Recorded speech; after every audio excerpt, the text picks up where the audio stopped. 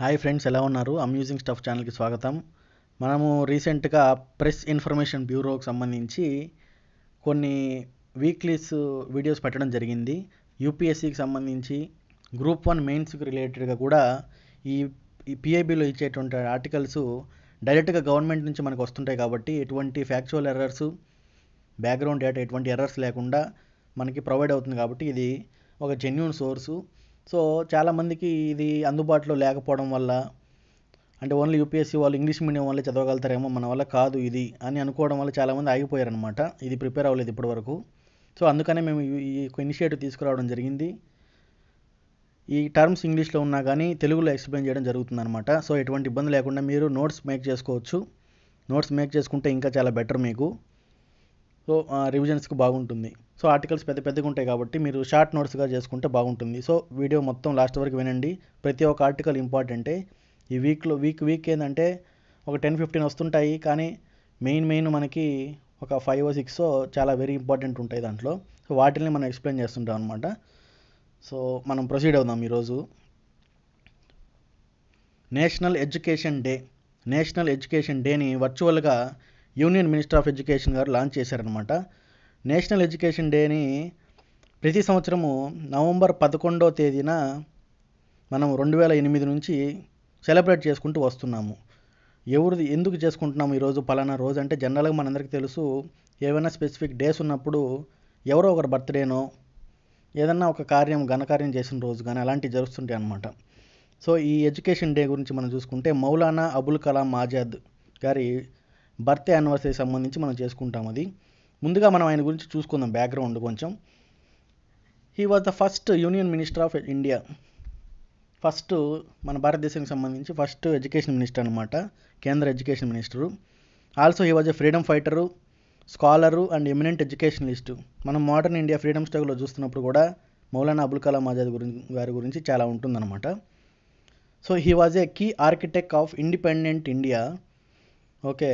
So ఆయన independence వచ్చిన తర్వాత ఏమేం చేశారు అంటే, ఆయన హస్తము, ఆయన పాత్ర, ఈ యొక్క చెప్పబోయేటటువంటి ఫౌండేషన్స్కి ఆయన ఒక ఫౌండర్ అనమాట, అట్లా అనమాట. సో ఏఐసిటి అని మనం చూస్తూ ఉంటాము. ప్రతి ఒక్క ఇండియాలో ఉన్నటువంటి ప్రతి ఒక్క కాలేజెస్కి ఆ మార్క్ ఉంటే ఒక గొప్పతనం అన్నట్టు ఉంటుంది అనమాట. సో ఆ మార్క్ కోసం కొన్ని స్పెసిఫికేషన్స్ వాళ్ళు రీచ్ అవ్వాలి. సో ఏఐసిటి అంటే all India council for technical education and UGC, university grants commission, ఈ రెండింటిని స్థాపించేదానికి ఆయన కృషి ఉందని చెప్తున్నారనమాట. ప్లస్ ఆయనకి 1992లో భారతరత్న ఇవ్వడం జరిగింది. భారతరత్న అంటే అందరికీ తెలుసు, India's highest civilian award. So ఇది కూడా ఒక ఇంపార్టెంట్ బిట్టే అనమాట. సో ఇప్పుడు దాదాపు చాలా బిట్స్ మనకు కనపడుతున్నాయి. సో జనరల్గా మనము రిటర్న్ పర్పస్ చూస్తున్నాం కాబట్టి బ్యాక్గ్రౌండ్ మనకి చాలా ఇంపార్టెంట్. ఇప్పుడు ఈవెంట్ గురించి చూద్దాం. అంటే నేషనల్ ఎడ్యుకేషన్ డే రోజు ఏం చేస్తారు అనే దాని గురించి అనమాట.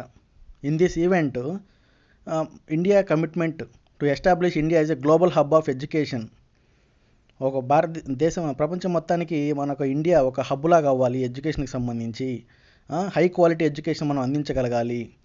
Okay. Through study in India, stay in India and internationalisation of education, ఇలాంటి పాలసీస్ తీసుకురావడం జరిగిందనమాట. అంటే ఇండియాలో చదవాలి, ఇండియాలోనే చదివి ఇక్కడే ఉండాలి, అంటే ఫారిన్ కంట్రీస్కి వెళ్ళిపోవడం అలాంటి మన వాళ్ళు చాలామంది చేస్తుంటారనమాట. సో అలా కాకుండా ఉండేదానికి ఇలాంటి ప్లాన్స్ పెట్టి కొన్ని ఇన్సెంటివ్స్ ఇవ్వడం కూడా జరుగుతుంది. So study in India, stay in India అనేది ఎక్స్టెన్షన్ అనమాట. Extension of study in India programme. ఈ ప్రోగ్రామ్ గురించి మనం చూసుకుంటే ఇది ఒక flagship programme of government of India. ఎవరో లాంచ్ చేసినారంటే collaboration with minister of education, external affairs, commerce 2018లో దీన్ని లాంచ్ చేశారు. ఓకే. సో దీని యొక్క ఆబ్జెక్టివ్స్ మనం చూసుకుంటే, study in India programmes objectives మనం చూసుకుంటే, to improve the soft power of India with focus on the neighbouring countries. Okay. Soft పవర్గా మనము ఇంప్రూవ్ అవ్వాలి, నైబర్ కంట్రీస్కి మనం కొంచెము బలంగా ఉండాలంటే వాళ్ళు, మనం చూస్తుంటాము ఎడ్యుకేషన్కి సంబంధించి మన యూనివర్సిటీస్కి వస్తుంటారు అనమాట. So to Boost the number of inbound international students in India. ఎక్కువగా మనం చూసుకుంటే ఇక్కడి నుంచి అక్కడికి వెళ్ళే వాళ్ళే, కానీ అక్కడి నుంచి చాలా తక్కువ మంది వస్తుంటారు. సో వాళ్ళని మనం ఇంకా బూస్ట్ చేయాలా అనేది ఒక ఆశయం అనమాట. To double India's market share of global education exports.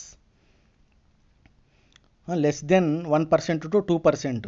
అంటే 1% కన్నా తక్కువ ఉన్న ఈ ఎక్స్పోర్ట్స్ మనం చూసుకుంటే 2% కన్నా ఎక్కువ చేయాలని దాన్ని మనం టార్గెట్ పెట్టుకున్నాం అనమాట. గ్లోబల్ ఎడ్యుకేషన్ ఎక్స్పోర్ట్ అంటే మొత్తంగా స్టూడెంట్స్ అనే కాదు, పేపర్స్ పబ్లిష్ చేయడం కానీ ఇలాగనమాట. Increase in the contribution of international students in the form of direct spends, indirect spends, spill over effects, improvement in overall quality of higher education. అది ఆబ్వియస్గా అందరికీ తెలిసిందే. క్వాలిటీ ఆఫ్ ఎడ్యుకేషన్ మనం ఇంప్రూవ్ చేయాలా. So దాని ద్వారానే మనము ఇందాక చెప్పినటువంటి టార్గెట్స్, ఇంటర్నేషనల్ స్టూడెంట్స్ని అట్రాక్ట్ చేయడము ఇలాంటివన్నీ జరుగుతుంటాయి అన్నమాట. ఎడ్యుకేషన్ సిస్టమ్ బాగాలేకపోతే వాళ్ళు మాత్రం ఎందుకు వస్తారు? సో ఆ యొక్క ఉద్దేశంతో క్వాలిటీని మనం ముందు ఇంప్రూవ్ చేసుకోవాలి, ఇన్ఫ్రాస్ట్రక్చర్ని ముందు ఇంప్రూవ్ చేసుకోవాలి. ప్లస్ ఇది చాలా ఇంపార్టెంట్, గ్లోబల్ ర్యాంకింగ్లో ఇండియాని మనం పైకి తీసుకోపోవాలి మన ఇన్స్టిట్యూషన్స్కి సంబంధించి. So to reduce the import imbalance already చెప్పింది. Next, India is cooperating and coordinating with the leading universities in the world. జనరల్గా మనం చూసుకుంటే ఏదన్నా రీసెర్చ్కి సంబంధించి కొన్ని యూనివర్సిటీస్తో వేరే కంట్రీస్ యొక్క యూనివర్సిటీస్ కూడా కొలాబరేట్ అవుతూ ఉంటాయి అన్నమాట. సో ఆ టైపు ఇది. So this has been incorporated in the national education policy. Few months back మనకు తెలుసు ఈ యొక్క విప్లవాత్మకమైన పాలసీ తీసుకురావడం జరిగింది. సో దీని ద్వారా by inviting top 100 world universities like MIT, Stanford, Oxford ఇలాంటి యూనివర్సిటీస్ దగ్గర నుంచి క్యాంపసెస్ ఇండియాలో పెట్టేదానికి మనం ఇన్వైట్ చేసామన్నమాట. సో వాళ్ళు ఏమంటారు అనేది తర్వాత సంగతి. మన దగ్గర నుంచి ఒక ఇన్విటేషన్ అయితే వెళ్ళింది. సో అవి రావడం వల్ల మన యొక్క డొమెస్టిక్గా కూడా కొంచెం కంపారిజన్స్గా నేర్చుకొని మనం కొంచెం ఇంప్లిమెంటేషన్స్ చేసి మనం పెరగవచ్చు, మన దగ్గర కూడా ఇన్ఫ్రాస్ట్రక్చర్ డెవలప్ చేసుకోవచ్చు, వాళ్ళు ఎటువంటి మెథడ్స్ ఫాలో అవుతున్నారు అనేది గమనించుకొని పోవచ్చు అనే దానికి అనమాట. సో మన ఎడ్యుకేషన్ ఇన్ ఇండియా అంటే కాన్స్టిట్యూషనల్ ప్రొవిజన్స్ రీసెంట్గా మామూలుగా మనం ఏమన్నా పాలసీస్ తీసుకొని వచ్చామా అనే దాని గురించి మనం ఒకసారి చూసుకుంటే, ఇండియన్ కాన్స్టిట్యూషన్లో పార్ట్ 4లో article 45, article 39 clause F of directive principles of state policy ఒక ప్రొవిజన్ ఉందన్నమాట. State funded as well as equitable and accessible education. 42nd constitution amendment 1976 education from the state to concurrent list. విద్యని రాష్ట్ర జాబితా నుంచి ఉమ్మడి జాబితాలోకి తీసుకుపోయారనమాట. ఇప్పుడు ఇది ఇంపార్టెంట్ బిట్ కూడా అయి ఉండొచ్చు. ఇది 42nd amendment 1976. Central government education పాలసీసు ఇవన్నీ ఇస్తున్నాయి. సో దాన్ని ఖచ్చితంగా ఫాలో అవ్వాల్సిన మ్యాండేటరీ లేదు. ఎందుకంటే మన ఎగ్జాంపుల్ చూసుకుంటే Tamil Nadu does not follow the 3 language formula. 1968లో ఫస్ట్ ఎడ్యుకేషన్ పాలసీ వచ్చింది. అప్పుడు దాంట్లో ఏముందంటే 3 లాంగ్వేజ్ ఫార్ములా ఉంటుందన్నమాట. అంటే మనకి ఫర్ ఎగ్జాంపుల్ మన బోర్డులో చూసుకుంటే తెలుగు ఉంటుంది, హిందీ ఉంటుంది, ఇంగ్లీష్ ఉంటుంది. 3 సబ్జెక్టులు ఉంటాయి 10th క్లాస్ వరకు మన స్టేట్ బోర్డులో అయితే. సో అది మనం ఫాలో అవుతున్నాము. తమిళనాడులో మాత్రం అది ఫాలో అవ్వడం లేదనమాట. సో అందుకే ఇట్ ఈస్ నాట్ మ్యాండేటరీ, ఎందుకంటే అది కాంకరెంట్ లిస్ట్లో ఉంది కాబట్టి, అంతకుముందు స్టేట్ లిస్ట్లో ఉంది కాబట్టి. నెక్స్ట్ 86th అమెండ్మెంట్ ఇన్ 2002 ఏం చేసిందంటే ఆర్టికల్ 21A ఎన్ఫోర్సిబుల్ రైట్ చేసిందనమాట ఎడ్యుకేషన్ని. సో రైట్ టు ఎడ్యుకేషన్ అందరికీ తెలుసు కదా, దాని గురించి చెప్తున్నాను. రిలేటెడ్ లాస్ ఇప్పుడు దాని గురించి చెప్పాను. Related laws right to education RT Act 2009లో it aims to provide education to all children. 6 సంవత్సరాల నుంచి 14 సంవత్సరాలు ఉన్న పిల్లవారికి ప్రతి ఒక్కరికి ప్రైమరీ ఎడ్యుకేషన్ మనం ఖచ్చితంగా ఇవ్వాలనేది దాని ఒక ఫండమెంటల్ రైట్గా చేసిందనమాట. So it is enforceable in every court in India. So it also mandates 25% reservation for disadvantaged sections of the society. Okay, అంటే బ్యాక్వర్డ్ డౌన్ ట్రోడన్ కమ్యూనిటీస్, ఇలాంటి ట్రైబ్స్ వాటికి సంబంధించిన అనమాట. సో గవర్నమెంట్ ఇనిషియేటివ్స్ మనం తీసుకుంటే ఈ యొక్క ఎడ్యుకేషన్కి సంబంధించి మన భారతదేశంలో ఎటువంటి ఇనిషియేటివ్స్ రావుతున్నాయని చూసుకుంటే, Sarva Shiksha Abhiyaan, mid day meal scheme ద్వారా మనకి ప్రతి ఒక్క విద్యార్థికి మధ్యాహ్నం పూట సురక్షితమైన పౌష్టికారకరమైన భోజనం అందించడం అనమాట. నవోదయ విద్యాలయాసు, కేంద్రీయ విద్యాలయాసు. So use of information technology in education as a result of national education policy 1989. So మనం ఇప్పుడు ఒక స్ట్రక్చర్ మనకు చెప్పినట్టు ఆన్సర్ రైటింగ్ గురించి ఒక వీడియో చేస్తున్నాము, ఎలా రాయాలనేది. సో ఇది కూడా అంతే అనమాట. ఎందుకు తీసుకొని వచ్చారు, సో ఎవరు వాళ్ళు తీసుకొని వచ్చారు, ఆయన మనకి ఏం చేశారు, సో ఈ యొక్క ఆ డే రోజున మనం ఏమేమి చేద్దాం అనుకుంటున్నాము, మన టార్గెట్స్ ఏంటి, సో గవర్నమెంట్ ఇప్పటివరకు ఏమేమి చేసింది అనేది చెప్పుకుంటూ పోయి ఇప్పుడు కంక్లూజన్ అనమాట, way forward. So programmes like study in India, new education policy, ఇవి ఎలా ఉందంటే ఇంక్లూజివ్గా గ్లోబల్గా మొత్తంగా కూడా హై క్వాలిటీ ఎడ్యుకేషన్ మనము ఇక్కడ స్థాపించాలి. Different fields, research, stake holder feedback, అంటే పేరెంట్స్ దగ్గర నుంచి ఎవరైతే మనకి పార్ట్నర్స్ ఉందో వాళ్ళ దగ్గర నుంచి ఫీడ్బ్యాక్ తీసుకునే విధానం కూడా మనం తీసుకురొచ్చి మన పాస్ట్ నుంచి లెసన్స్ లెర్న్ చేయాలి అనేది దీనికి టార్గెట్ అనమాట. అది ఫస్ట్ మనం చూసుకుంటే అయిపోయిందండి. నెక్స్ట్ నేషనల్ వాటర్ అవార్డ్స్ అని ఇవ్వడం జరిగింది. The department of water resources, river development and Ganga reservation of the ministry of Jal Shakti కింద ఉన్నటువంటి ఆ డిపార్ట్మెంటు ఆర్గనైజ్ చేసిందనమాట. సెకండ్ నేషనల్ వాటర్ అవార్డ్స్ 2019కి సంబంధించి కీ పాయింట్స్ మనం చూసుకుంటే, ఈ అవార్డ్స్ వాళ్ళే ఆర్గనైజ్ చేస్తారు, ఇందాక చెప్పిన మినిస్ట్రీ. ఈ awards launched in 2007 for the first time along with the ground water augmentation awards. And విన్నర్స్ని మనం చూసుకొని క్యాష్ ప్రైజ్ ఉంటుంది, ట్రోఫీ ఉంటుంది ఆబ్వియస్గా. సో ఇవి ఎందుకు చేస్తారు ఏంటంటే మనం చూసుకుంటే these focus on the good work. వాళ్ళు కష్టపడుతున్నటువంటి, వాళ్ళు చేసినటువంటి రిఫార్మ్స్, ఇనిషియేటివ్స్, వాటన్నింటిని గుర్తించేదానికి across the country, pan India governments vision from path to Jal Samriddhi Bharat. ఆ యొక్క పాత్కు మనం వెళ్ళాలంటే ఇవన్నీ చేయాలా, మనము మోటివేట్ చేయాలి, ఎంకరేజ్ చేయాలి, కాంపిటేటివ్ స్పిరిట్ని మనం తీసుకురావాలన్నమాట. సో ఆబ్జెక్టివ్స్ మనం చూసుకుంటే ఇందాక చెప్పినట్టు to motivate individuals, organisations who are doing commendable work in water resources conservation plus management, to create awareness among the people.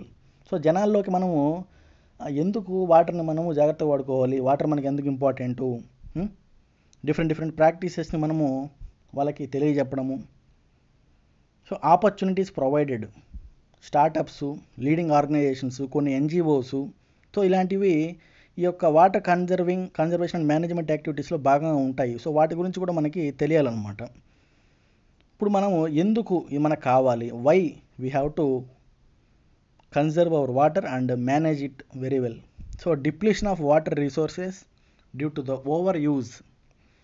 ఎక్కువ వాడేస్తాం మనం. ఇప్పుడు ఒక ఎకరాకి మనకి వరి ఏదైనా వేసినప్పుడు పలానా ఇన్ని నీళ్లు చాలనుకుంటే అందుకన్నా ఎక్కువ నింపేయడము. సో అనవసరమైనట్టుగా ఎక్కువ మనకు వస్తుంది కదని చెప్పి మోటార్ రన్నింగ్లో పెట్టి వదిలేసేయడము, అట్లాంటివి చేస్తూ ఉంటాం అనమాట. ఇది పొలాల్లో మామూలు చెప్తున్నాను నీకు నేను మామూలుగా. సో అలా చేయడం వల్ల వాటర్ సప్లై తగ్గిపోవడం ద్వారా క్లైమేట్ చేంజ్ ఆల్రెడీ మనందరికీ తెలుసు. Global warming, climate change, sea level rising అని, గ్లేషియర్స్ మెల్టింగ్ అని. సో వాటర్ కూడా తగ్గిపోతుంది మనకి. కొన్ని రోజులు పోయిన తర్వాత 2030కి వెళ్ళిన తర్వాత వాటర్ చాలా డౌన్కి వెళ్ళిపోతుందని మనం చూస్తూనే ఉన్నాం అన్నమాట. సో అందుకని అది మనకు చాలా ఇంపార్టెంటు. ఇవే కాకుండా several government policies especially pertaining to agriculture resulted in over exploitation of water. అది సో గవర్నమెంట్ ఇప్పటి వరకు మనం ఏమేమి ఇనిషియేటివ్స్ తీసుకునింది దీని గురించి, వాటర్ కన్జర్వ్ చేయడానికి, వాటర్ షెడ్ మేనేజ్మెంట్, దీనికి సంబంధించి ఏమైతే తీసుకుందో మనం చూసుకుంటే, Mahatma Gandhi national rural employment guarantee act, NREGA act. So huge work force, మొత్తం కోట్ల మంది employed under the MGNREGA has enabled the government to introduce water conservation as a project. So దీంట్లో కొన్ని ఉంటాయి అన్నమాట. అంటే రోడ్స్ని, హైవేస్ని డిగ్ చేయడము ఇలాంటివి. సో అలానే వాటర్ కన్జర్వ్ చేయడం అనేది కూడా దీంట్లో ఒక భాగంగా చేసింది అనమాట ఈ యాక్ట్లో. The government AIIMS to improve ground water harvesting, okay, build water conservation and storage mechanisms through NREGA, అంటే కరువు పనులు అనమాట. నెక్స్ట్ జలక్రాంతి అభియాన్.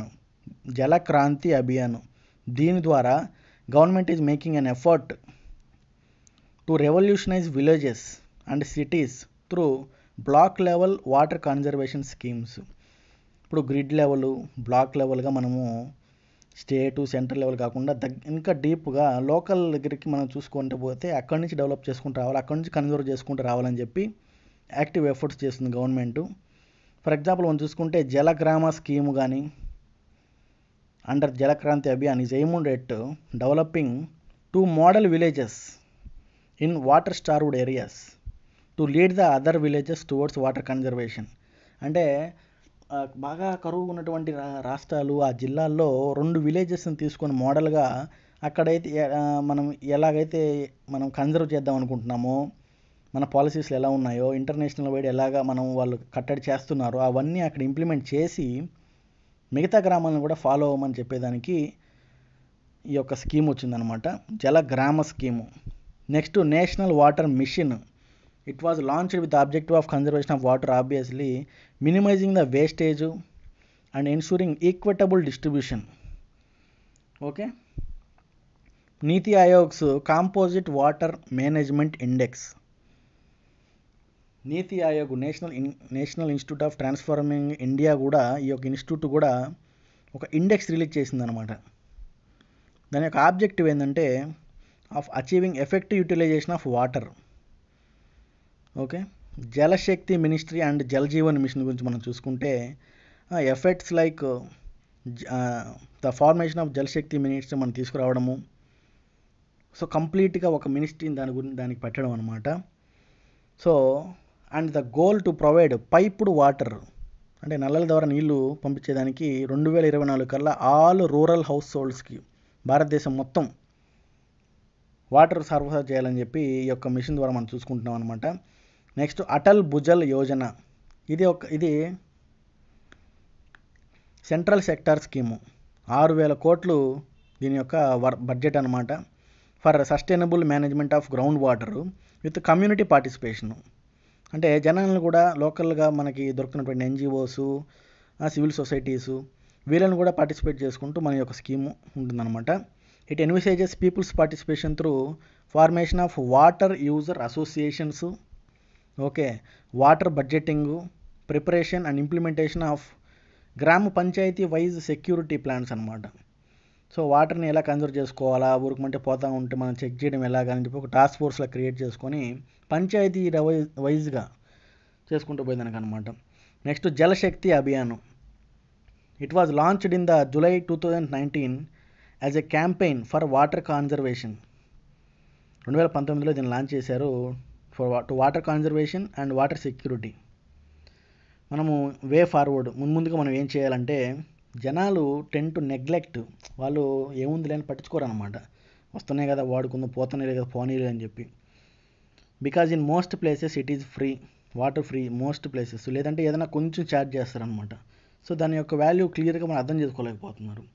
సో ఇలాంటి ఇనిషియేటివ్స్ తీసుకురావడము, ఇంకా కొంచెం ఎక్కువ ఇనిషియేటివ్ తీసుకొని వచ్చి జనాల్లో అవేర్నెస్ క్రియేట్ చేసి మోటివేట్ చేసి ఓకే బెస్ట్ వాటర్ ప్రాక్టీసెస్ని తీసుకొని అడాప్ట్ చేసుకొని ఎలాగైనా సరే జల సమృద్ధి భారత్ అయ్యే దాంట్లో మనందరం కూడా దోహదపడాలి, మన దగ్గర నుంచే చేంజ్ రావాలి అనే ఒక ఆశయంతో తీసుకురావడం జరిగిందనమాట. ఈ యొక్క అవార్డ్స్ యొక్క ప్రాముఖ్యత అది. ఓకే.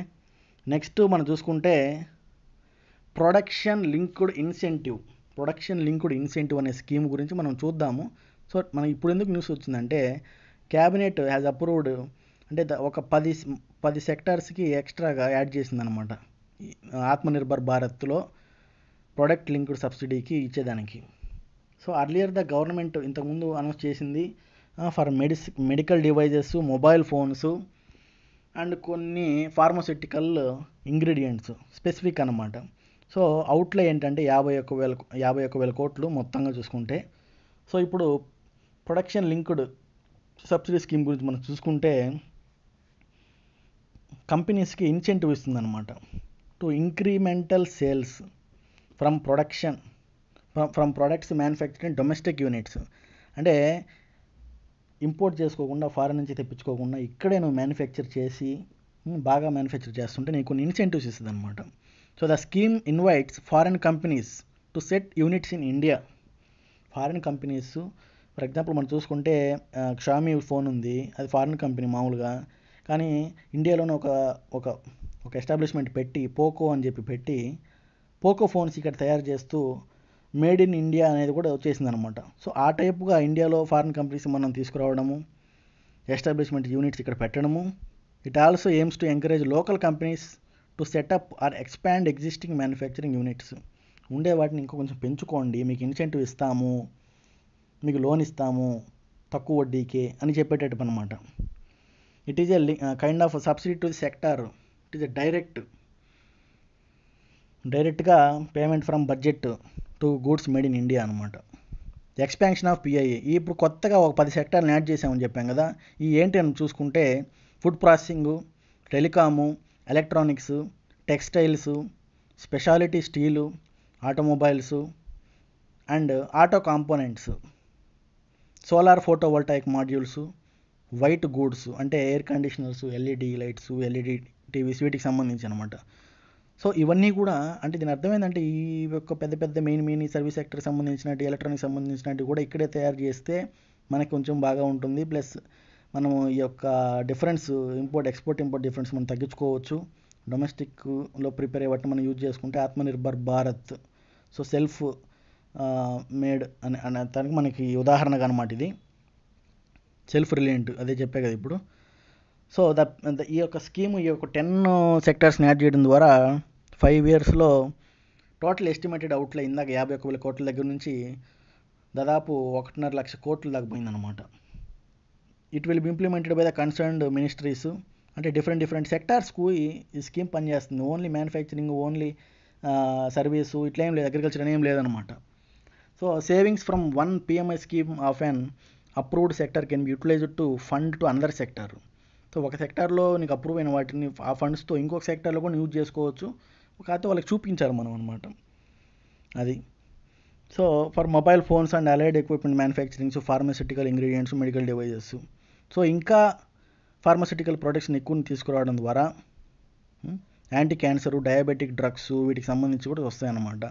సో బెనిఫిట్స్ ఏంటంటే మనం చూసుకుంటే the pi scheme across 10 key specific industries will make Indian manufacturers globally competitive, attract investment in the areas of core competency through FDIs, ensure efficiency, quality, economies of the scale, job creation, exports ని పెంచడము, to make India an integral part of global supply chain. Okay integral part. Push to digital economy. India is expected to have a United States 1 trillion digital economy by 2025. Okay next data localisation, internet of things, smart city, digital India ఇలాంటి వాటి మీద కూడా India బాగా concentrate చేస్తుంది. So ఎక్స్పోర్ట్స్ని పెంచడము. మనం India pharmaceutical ఇండస్ట్రీని చూసుకుంటే 3rd largest in the world by the volume. ఎన్ని డ్రగ్స్ మనం మ్యానుఫ్యాక్చర్ చేస్తున్నాం అనే దాని గురించి చూసుకుంటే 14th largest in terms of value. So టోటల్గా చూసుకుంటే 3.5% of drugs and medicines exported గ్లోబల్లీకి మనము కాంట్రిబ్యూట్ చేస్తున్నాం టోటల్ ఎక్స్పోర్ట్స్లో వరల్డ్ వైడ్. స్టీల్ మనం చూసుకుంటే India is the world's 2nd largest steel producer. It is a net exporter of finished steel. Okay so దీని ద్వారా ఇంకా కొంచెం మనము సెకండ్ స్టేజ్ నుంచి ముందుకెళ్ళేదానికి అవకాశం ఉంటుందన్నమాట. Secure telecom infrastructure. Telecom equipments చాలా ఇంపార్టెంట్. ఈ టెలికామ్ ఇన్ఫ్రాస్ట్రక్చర్ కానీ ఇవన్నీ కూడా. Doubling farmers income. ఫార్మర్ ఇన్కమ్ని డబుల్ చేయాలా అనేది ఒక టార్గెట్ మనకు ఆల్రెడీ ఉంది. The growth of the processed food industry. Okay మనము food processing industries, cold storages వీటిని డెవలప్ చేయడం ద్వారా, వీటిని గ్రోత్ అవ్వడం ద్వారా వాళ్ళకి ధర ఎక్కువ అమ్ముడుపోతాయి అన్నమాట. రైతులు తీసుకుని వచ్చినటువంటివి ధరలు ఎక్కువ అమ్ముడుపోతాయి, వేస్టేజ్ ఎక్కువ అవ్వదు. సో అర్థమైందా? సో మనం ఒక్కొక్క దగ్గర నుంచి ఒక్కొక్కదాన్ని లింక్ చేసుకుంటూ పోవాలా. సో మనము ఈ మ్యానుఫ్యాక్చరింగ్ యూనిట్స్, కోల్డ్ స్టోరేజ్ యూనిట్స్కి మనము ఇన్సెంటివ్ ఇవ్వడం ద్వారా ఫార్మర్స్ ఇన్కమ్ డబుల్ ఎలా అవుతుంది అని మనం కనెక్ట్ చేసుకుంటూ పోవాలన్నమాట. సో వే ఫార్వర్డ్ మనం చూసుకుంటే growth in production and exports of industrial గూడ్స్లో మనము ఇంకా డెవలప్ అయ్యి బాగా ఎక్కువ తయారు చేస్తే it will greatly expose the Indian industry to foreign competition and ideas. So ఇంకా ఇన్నోవేషన్ పెంచడము, రీసెర్చ్ అండ్ డెవలప్మెంట్ పెంచడం అనమాట. Promotion of the manufacturing sector and creation of a conducive manufacturing ecosystem will only enable integration with global supply chains but also establish backward linkages. Okay, it will lead to the overall growth in the economy and create huge employment opportunities. ఇందాక చెప్పినట్టు so very much Boost వస్తుంది, employment వస్తుంది. ఈ యొక్క corona మూమెంట్లో మనకి already తెలుసు, చాలా వేల లక్షల మంది ఎంప్లాయ్మెంట్ కోల్పోయారు, మైగ్రెంట్స్ అందరూ కూడా. సో వాళ్ళందరికీ కూడా కొంచెం మనం హెల్ప్ చేద్దామని చెప్పి ఈ యొక్క ప్రొడక్ట్ లింక్డ్ సబ్సిడీ ఇనిషియేటివ్ని తీసుకురావడం జరిగిందనమాట. నెక్స్ట్ మనం చూసుకుంటే India has participated in the 17th ASEAN summit, virtual summit ఆబ్వియస్గా. So current the invitation of Vietnam, current chairman వాళ్ళు. ఏషియన్ అంటే association of south east Asian nations, south east ఏషియాలో ఉన్నటువంటి దేశాలన్నీ కూడా ఒక అసోసియేషన్ ఏర్పడి మనం ఒక multilateral trade, security, peace promote చేసుకుంటూ పోతుంటాయి అన్నమాట. మెయిన్ ఫోకస్ ఏంటంటే economic turmoil triggered by the corona virus pandemic, COVID-19. So key points మనం చూసుకుంటే ASEAN's centrality with respect to India's act east policy. ఫస్ట్లో లుక్ ఈస్ట్ ఉండేది, ఇప్పుడు యాక్ట్ ఈస్ట్ అయింది నరేంద్ర మోడీ గారు వచ్చినప్పటి నుంచి. So against the background of China మనకి stand off, Ladakh stand off కానీ, సో వీటన్నిటి గురించి కూడా మనం డిస్కస్ చేశాము. India's Indo Pacific vision and security and growth for all in the region vision. Next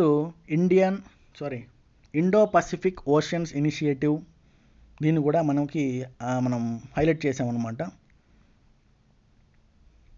it also highlighted the importance of cooperation by the ASEAN in the security and growth for all in the region, Sagar initiative అనమాట. గుర్తుపెట్టుకోండి, చాలా important bits కూడా వస్తుంటాయి దీంట్లో. So ఇది only group 1 UPSC వాళ్ళకి అనేది ఏం లేదు, కరెంట్ అఫైర్స్లో కూడా ఇలాంటి బిట్స్ వస్తూనే ఉంటాయి. 17th ఏషియన్ సమ్మిట్ జరిగింది, ఎవరు పార్టిసిపేట్ చేసినారు, ఎవరు చైర్మన్, ఎవరు ఇన్వైట్ చేస్తే మనం పోయినాము, మనం ఏమేమి మాట్లాడినాము, ఏమైనా కొత్త డెసిషన్స్ తీసుకున్నామా, సో బ్యాక్గ్రౌండ్ మొత్తం ఉంటుంది. ఇప్పుడు సాగర్ గురించి ఇంతకుముందు చాలామందికి తెలియదు. Security and growth for all in the reason, ఈ యొక్క రీజన్లో ఎవరైతే ఉన్నారో సౌత్ ఈస్ట్ ఏషియాలో వాళ్ళందరికీ కూడా మనం సెక్యూరిటీ ఇచ్చుకుంటూ పరస్పరంగా డెవలప్ అయ్యి మ్యూచువల్గా పోదాము అనే దాని గురించి ఇనిషియేటివ్ తీసుకొచ్చారన్నమాట. Regional comprehensive economic partnership, RCEP, ఇది అందరికీ తెలుసు. India would explore ways to increase trade despite it exit from 15 nation RCEP agreement. 2019లో మనం RCEP నుంచి బయటకు వచ్చాము, కానీ అయినా కూడా మనం దీంతో ఈ యొక్క నేషన్స్తో మనం ట్రేడ్ ఇంప్రూవ్ చేసుకోవాలని చెప్పి ట్రై చేస్తున్నాం అని చెప్పడం జరిగింది అన్నమాట నరేంద్ర మోడీ గారు. So RCEP free trade agreement is expected to be signed and November 15వ తేదీన సైన్ చేయబోతున్నాం between China, Australia, South Korea, Japan and Asia members. Free trade agreement, South China sea issue కానీ, UNCLOS అంటే గుర్తుపెట్టుకోండి, United Nations convention on the law of sea. ఈ యొక్క international wars, ఈ యొక్క సీ విషయంలో ఇష్యూస్ గురించి మనం ఆడికే పోవాలన్నమాట. ఏది యునైటెడ్ నేషన్స్లో పార్ట్ అయిన వాళ్ళందరూ కూడా. So regulating COVID-19 pandemic. So India welcomed Asians initiative to fight pandemic. మనము ఒక $1 million కంట్రిబ్యూట్ చేసామన్నమాట to COVID-19 Asian response fund. Next it also underlined the importance of cooperation and regular exchanges in the field of traditional medicines as a source of healthy and holistic living. Next trade and investment మనం చూసుకుంటే India underline the importance of diversification and resilience of supply chains. ఈ Covid టైంలో, Covid అయిపోయిన తర్వాత post Covid అనమాట, supply చైన్స్ని మనం ఎలా link చేయాలి, మళ్ళీ ఆల్రెడీ అన్నీ పోయినాయి అనమాట. దీని గురించి బాగా మనం హైలైట్ చేయడం జరిగింది. India called for an early review of Asian India trade in goods agreement, AITIGA. So ఈ యొక్క రివ్యూ చేయడం చాలా కాలం నుంచి పెండింగ్లో ఉందన్నమాట. సో దీన్ని కొంచెం రివ్యూ చేయమని అడగడం జరిగింది. కనెక్టివిటీ మొత్తం అది. India significance highlighted by the Asian. So towards promoting peace and stability in the region and India support to the Asian centrality. Welcomed the adoption of new Asian plan of action for 2021-25. మనం ఒక కొత్తగా plan తీసుకోవడం జరిగింది, పాత అయిపోయింది కాబట్టి. So దాన్ని Asian వాళ్ళు వెల్కమ్ చెప్పారనమాట. Acknowledged India's capacity building initiatives, PhD fellowship programmes at IITs to Asian country members citizens for software development and training అనమాట. సో ఏషియన్ గురించి మనం చూసుకుంటే background It is a regional grouping that promotes economical, political, and security cooperation. It was established on the 8th August 1967. ఇది చాలా important. ఎక్కడంటే Bangkok, థాయిలాండ్లో. A declaration sign చేసినారంటే ASEAN declaration, Bangkok declaration. Founding fathers ఎవరు? Indonesia, Malaysia, Philippines, Singapore, Thailand. మొత్తం ఇప్పుడు 10 members ఉన్నారు. Brunei, Cambodia, Indonesia, Laos, Malaysia, Myanmar, Philippines, Singapore, Thailand and Vietnam. Chairmanship, it rotates annually.